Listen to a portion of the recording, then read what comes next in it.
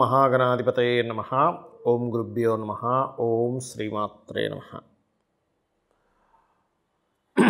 28వ తేదీ జనవరి నుంచి 3వ తేదీ వరకు ఉన్నటువంటి గ్రహస్థితి ఏ విధంగా ఉంది అని చూసుకున్నట్లయితే ఈ యొక్క వార ఫలితాల్లో మనకి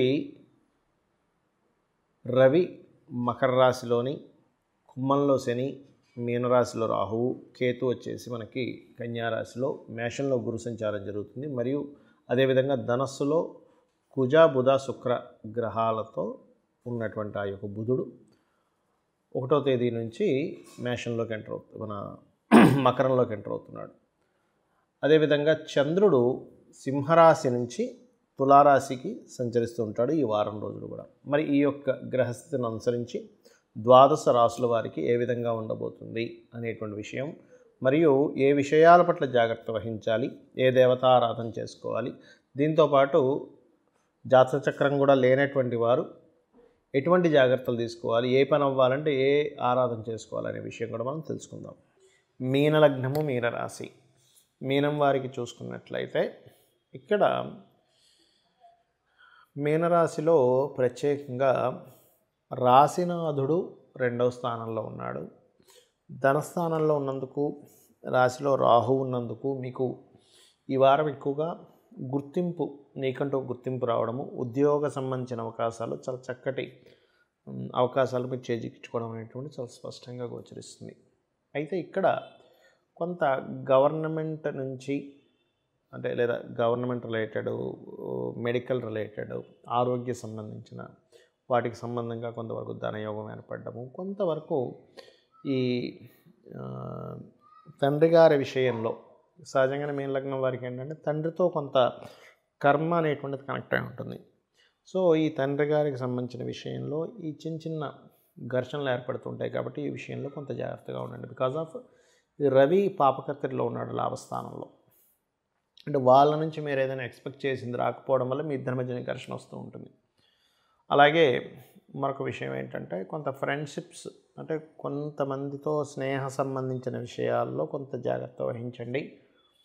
అలాగే మరొక విషయం ఏంటంటే ఇక్కడ ఈ హెల్త్ రిలేటెడ్ సంబంధించిన విషయంలో ఆరోగ్యం కొంచెం హీట్ రిలేటెడ్ సంబంధించిన రావడం లాంటివి గోచరిస్తుంది. కొద్దిగా ప్రభుత్వ ఉద్యోగులు, తండ్రి గారి తరపు వారు, వీరితో చిన్న చిన్న ఘర్షణ యోగం చూపిస్తుంది. అదేవిధంగా ఇక్కడ చూసుకున్నట్లయితే వివాహ సంబంధించిన ప్రయత్నాలు చేసేటువంటి వారికి ఈ వారం ఉన్నటువంటి గ్రహస్థితి, మీరు శుక్రవారాలు కనుక ప్రయత్నం చేసినట్లయితే, శుక్రవారాలు కానీ మంగళవారాలు కానీ, ఇది ప్రతిసారి కాదు, ఇప్పుడున్న గ్రహస్థితి రీత్యా శుక్ర మంగళవారాలు మీకు యోగిస్తుంది మీరు చేసే ప్రయత్నానికి. కాకపోతే 7వ స్థానంలో కేతువు యొక్క సంచారం జరుగుతుంది కాబట్టి ఆటంకాలు ఎక్కువగా అవుతూ ఉంటాయి. అంటే ఒక వివాహ ప్రయత్నం వెళ్ళారు, చూశారు, మీరు ఓకే చెప్పినా వాళ్ళు ఓకే చెప్పకపోవడం, ఏదో ఒక సిల్లీ రీజన్స్ చెప్పి వివాహం తప్పిపోవడము. అదేవిధంగా ఏదైనా ఒక పార్ట్నర్స్ని ఎంపిక చేసుకునే విషయంలో పార్ట్నర్స్ని తీసుకునేటప్పుడు అది కొంతవరకు మీరు అక్కడ ఏంటంటే ఈ పార్ట్నర్షిప్స్ రిలేటెడ్ సంబంధించిన విషయంలో కొన్ని విచిత్రమైనటువంటి సంఘటనలు జరగడం, వారికి మీకు, పార్ట్నర్స్కి మీకు, అదేవిధంగా జీవిత భాగస్వామితో కూడా, అంటే కొన్ని సిల్లీ రీజన్స్, కొన్ని ఫన్నీ రీజన్స్, కొన్ని ఒక్కోసారి మ్యాజికల్గా జరిగేటువంటి కొన్ని విషయాలు జరుగుతూ ఉంటాయి మీ పార్ట్నర్స్తో ఈ మధ్య కాలంలో. అయితే ఈ వివాహ ప్రయత్నాలు మాత్రం సక్సెస్ అవ్వాలంటే మాత్రం మీరు గణపతి ఆరాధన ఎక్కువగా చేయండి. గణపతి ఆలయానికి వెళ్ళి వివాహ ప్రయత్నాలు చేయండి, తొందరగా మీకు నెరవేరుతాయి. ఉద్యోగ ప్రయత్నాలు అయితే చాలా చక్కగా ఉన్నాయి, ధనాభివృద్ధి కూడా చాలా చక్కగా ఉంది. కాకపోతే కాస్త ఇన్వెస్ట్మెంట్స్ 12వ స్థానంలో ఏలినాటి సెన్స్ స్టార్ట్ అయ్యి మీకు సంవత్సరం 2 నెలలు అవుతుంది కాబట్టి ఇన్వెస్ట్మెంట్స్ చేసేటువంటి విషయాల పట్ల కాస్త జాగ్రత్త వహించండి.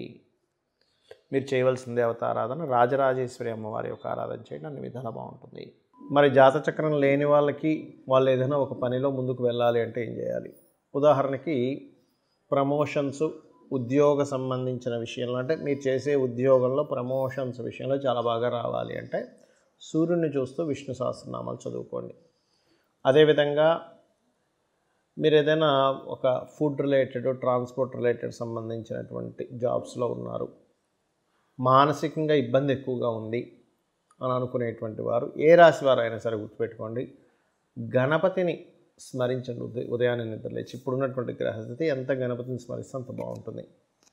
అదేవిధంగా భూములకు సంబంధించిన రియల్ ఎస్టేట్ రంగాలకు సంబంధించిన వ్యవసాయకులకి చాలా బాగుంటుంది. No need to worry. ఎందుకంటే ఇక్కడ మీకు కుజుడు శుక్రుడు కలిసి ఉన్నారు.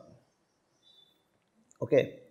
అదేవిధంగా గురువు యొక్క స్థితి, ప్రస్తుతం ఉన్నటువంటి గురువు యొక్క స్థితి బాగుంది కాబట్టి ఇక్కడ ఏంటంటే ఎవరైనా విదేశాలకు వెళ్ళాలి అని చెప్పి ప్రయత్నం చేసేటువంటి వారికి, జాతచక్రం లేదు ఏం లేదు కానీ విదేశాలకు వెళ్ళాలనుకునేటువంటి వారు దుర్గాదేవి దగ్గర ఎర్రటి పుష్పాలతో దుర్గా అష్టోత్తరాలు చదివి ఉదయము సాయంత్రము హనుమాన్ చాలీసా చదవండి.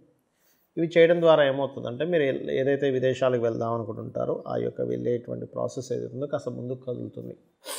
అలాగే మరి అప్పులతో ఇబ్బంది పడుతున్నానండి ఏం చేయాలి అనుకునేటువంటి వారు ముందు గణపతి పూజ చేసి దాని తర్వాత ఒక్క 25 నిమిషాలు ఓం అపర్ణాయై నమః అలారం పెట్టుకోండి. ఒక 25 నిమిషాలు ఉదయం, 25 నిమిషాలు సాయంత్రం పూట ఓం అపర్ణాయై నమః, ఓం సంపత్కరీ సమారూఢ సింధుర వ్రజ సేవితాయై నమః అనే నామస్మరణ చేయండి. ఖచ్చితంగా మీ యొక్క ఇబ్బందులు అనేటువంటివి తగ్గుతాయి. కాకపోతే దీనికంటే ముందు గణపతి పూజ చేసి అప్పులు తీరాలని చెప్పి చేయండి. మీరే చూస్తారు మీ ఫైనాన్షియల్ సోర్సెస్ ఎట్లా పెరుగుతాయి అనేటువంటిది.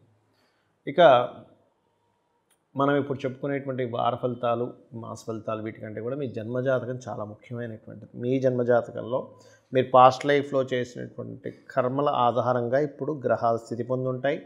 మీ జన్మజాతకంలో లగ్నం బట్టి మీరు స్థితి ఏమిటి, మీ ధనాధిపతిని బట్టి ఏ రూట్లో మీరు వెళ్తే ధనం వస్తుందని, అదేవిధంగా మీ ప్రయత్నాలు ఎలా సాగుతాయని, మీరు ఏ డైరెక్షన్లో ఉంటే మంచిది, మీ సంతాన అభివృద్ధికి ఏం చేసుకోవాలి, మీకు వివాహం చేసుకునే సమయం ఎప్పుడు సరైనటువంటి సమయం, మీరు ఇన్వెస్ట్మెంట్ చేసేటువంటి సమయం ఎప్పుడు, అసలు మీరు ఇక్కడ కూడా జీవిస్తే బాగుంటుందా, విదేశాలకు వెళ్ళి మీరు చక్కటి అభివృద్ధిని చెందుతారా, అలాగే మీకు ఉద్యోగ సంబంధించిన విషయంలో, వ్యాపార సంబంధించిన విషయంలో ఏది బాగా కలిసి వస్తుంది, ఏ వ్యాపారం చేస్తే కలిసి వస్తుంది, ఇటువంటివన్నీ కూడా మీ జన్మజాతకంలోనే ఉంటాయి, గుర్తుపెట్టుకోండి. అదేవిధంగా గోవులకి చాలామంది గోసేవ చేస్తానండి నాకు అందులో సంతృప్తి ఉందంటారు. ఇప్పుడున్న గ్రహస్థితి రీత్యా గోవులకి పర్టికులర్గా మీరు ఏదైనా ప్రమోషన్స్ రిలేటెడ్ రావాలి అంటే గోధుమ రవ్వ మరియు గోంగూర తినిపించండి.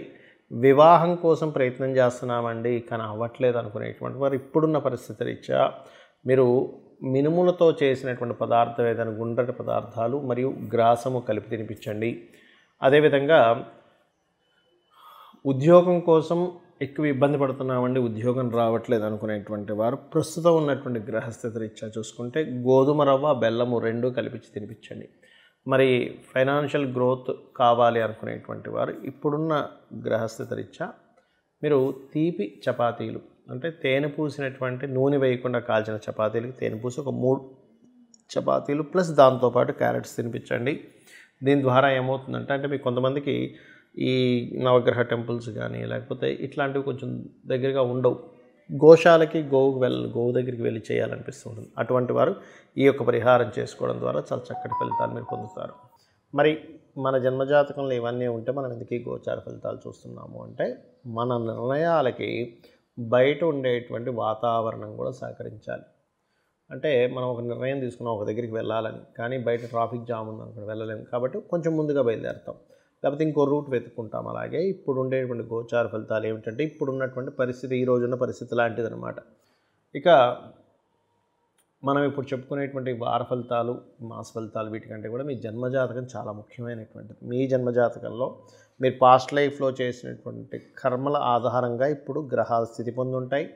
మీ జన్మజాతకంలో లగ్నం బట్టి మీరు స్థితి ఏమిటి, మీ ధనాధిపతిని బట్టి ఏ రూట్లో మీరు వెళ్తే ధనం వస్తుందని, అదేవిధంగా మీ ప్రయత్నాలు ఎలా సాగుతాయని, మీరు ఏ డైరెక్షన్లో ఉంటే మంచిది, మీ సంతాన అభివృద్ధికి ఏం చేసుకోవాలి, మీకు వివాహం చేసుకునే సమయం ఎప్పుడు సరైనటువంటి సమయం, మీరు ఇన్వెస్ట్మెంట్ చేసేటువంటి సమయం ఎప్పుడు, అసలు మీరు ఇక్కడ కూడా జీవిస్తే బాగుంటుందా, విదేశాలకు వెళ్ళి మీరు చక్కటి అభివృద్ధిని చెందుతారా, అలాగే మీకు ఉద్యోగ సంబంధించిన విషయంలో, వ్యాపార సంబంధించిన విషయంలో ఏది బాగా కలిసి వస్తుంది, ఏ వ్యాపారం చేస్తే కలిసి వస్తుంది, ఇటువంటివన్నీ కూడా మీ జన్మజాతకంలోనే ఉంటాయి, గుర్తుపెట్టుకోండి. అదేవిధంగా గోవులకి చాలామంది గోసేవ చేస్తానండి నాకు అందులో సంతృప్తి ఉందంటారు. ఇప్పుడున్న గ్రహస్థితి రీత్యా గోవులకి పర్టికులర్గా మీరు ఏదైనా ప్రమోషన్స్ రిలేటెడ్ రావాలి అంటే గోధుమ రవ్వ మరియు గోంగూర తినిపించండి. వివాహం కోసం ప్రయత్నం చేస్తున్నామండి కానీ అవ్వట్లేదు అనుకునేటువంటి వారు ఇప్పుడున్న పరిస్థితి రీత్యా మీరు మినుములతో చేసినటువంటి పదార్థం ఏదైనా గుండ్రటి పదార్థాలు మరియు గ్రాసము కలిపి తినిపించండి. అదేవిధంగా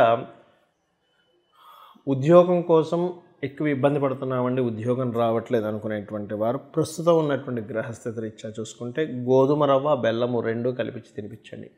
మరి ఫైనాన్షియల్ గ్రోత్ కావాలి అనుకునేటువంటి వారు ఇప్పుడున్న గ్రహస్థితి రీత్యా మీరు తీపి చపాతీలు అంటే తేనె పూసినటువంటి నూనె వేయకుండా కాల్చిన చపాతీలకి తేనె పూసి ఒక 3 చపాతీలు ప్లస్ దాంతోపాటు క్యారెట్స్ తినిపించండి.